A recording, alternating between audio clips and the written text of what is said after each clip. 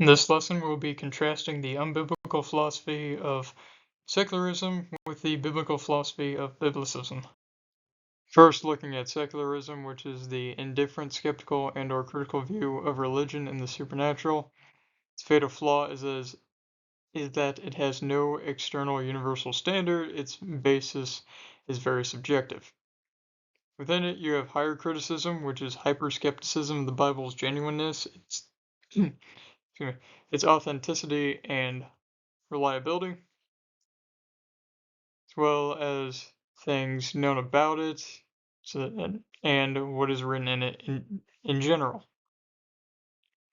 So examples of this would be like saying Moses didn't write the Pentateuch, that it was written centuries later, and that the Bible has been changed. The problem with this is that it's based on very unsupported, seemingly out of nowhere new ideas that come from, honestly, obviously poor conclusions of observations. So like if you've ever heard of the JEDP theory, it says that four men, each represented by those letters, actually wrote bits and pieces of the Pentateuch, and then it was compiled all together centuries later, and this all centuries later after Moses died. And the entire basis of that idea is different literary styles and different references, names used for God throughout the Pentateuch. That's the whole basis of it. And these imaginary four men have no actual historical evidence. They're entirely based off just that observation. So there's a good example of that. Then there's Freudianism / psychoanalysis, and this says every behavior is a result of sex drive. Which, by the way, this sort of thinking is still used in modern psychology, not to the same degree as back when Freud first came up with it, but it is still used to varying degrees today in modern psychology. Don't let anyone tell you, yeah, it's totally discredited, no one uses this stuff anymore. That is a lie. Is at least to some degree, most modern psychologists will use this. And like to quote Freud, by the way, most modern psychologists do. And so like think like whenever they say, "Oh, you beat up that man." Let me ask you, when's the last time you had relations? You know, this kind of idea that violent outbursts are the result of suppressed sexual urges, you know, that kind of thinking, that would be an example. And they say, and it's said to apply to all ages. But, so you see, the fatal problems with Freudianism is that it doesn't work for prepubescents. I mean, your 1-year-old does not have a sex drive. There's no freaking way that is possible. And then there can obviously be other motivations for things besides that. Again, especially if you're prepubescent, because it definitely cannot be one of the motives. And then finally, within this, there is scientism, which is the blind following and ultimately worshipping of scientists and empirical methods, namely the scientific method, as being the only or primary source of knowledge.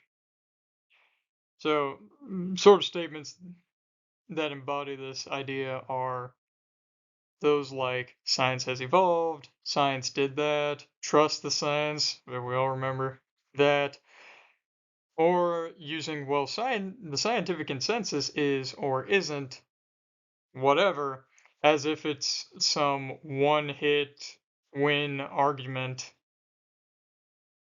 because like, you know, like scientific consensus has never changed.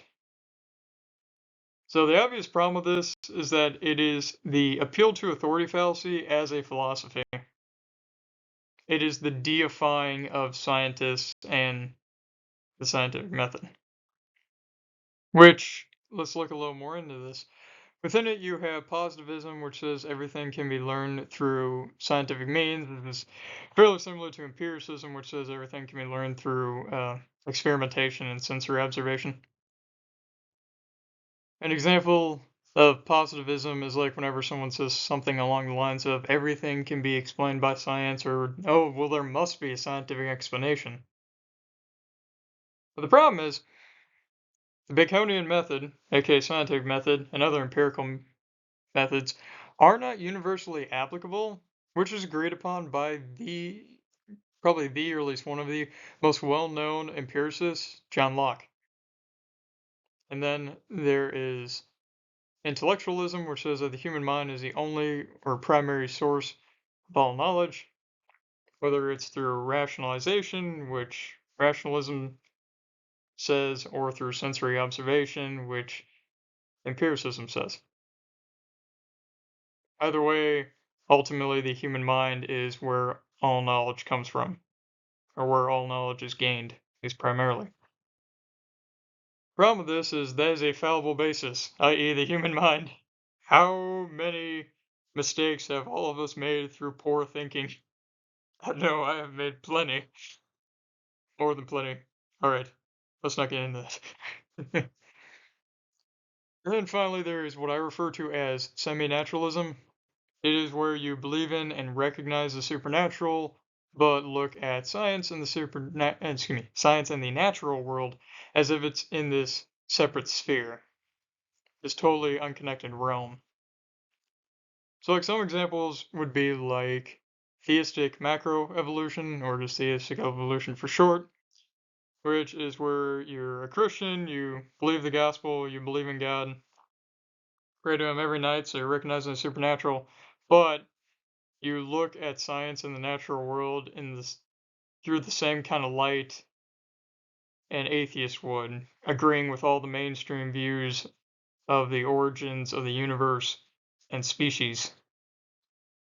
Because atheists believe all those because they don't have to recognize the supernatural for that. So that's probably like the best example of what I mean by semi-naturalism. And some other examples would be like old Earth theory. You're a Christian who believes the Earth to be millions of years old, which is usually within theistic macroevolution, or you're a Christian who, or really just this applies to really any theist though, just usually Christians, any sort of theist that worships a deity that believes in those things, or like climate change fear, worried about catastrophic climate change happening through natural or human, which is technically natural activity. The major problem with this is that it's a very inconsistent bispheric worldview because, like I said, you're looking at the natural world. Excuse me, you're looking at the supernatural in one kind of as it. Excuse me, sorry, as if it is in its own separate sphere from the natural world and natural science, and even social science. But the natural world and the supernatural world are constantly interacting, just the natural and supernatural in general. I mean, think about and all human beings who are alive on Earth are a supernatural soul dwelling in and controlling a natural body. So the two cross a lot more than how semi-naturalism treats it.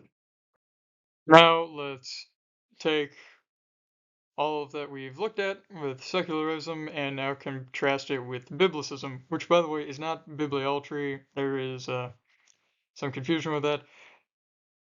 I know similar terms.